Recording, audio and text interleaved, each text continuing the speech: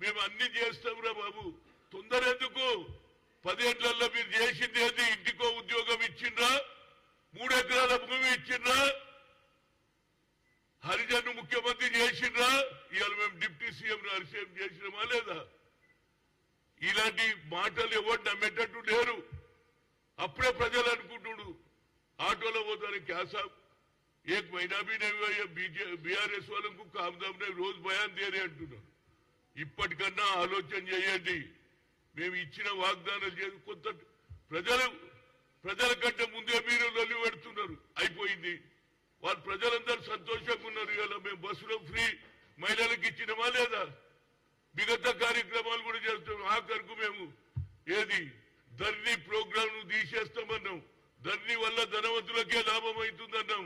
దాని మీద కూడా కమిటీ వేసిండ్రా లేదా? ఇవాళ ప్రజలందరూ వస్తున్నారు, అయ్యా మా భూమి పోయింది.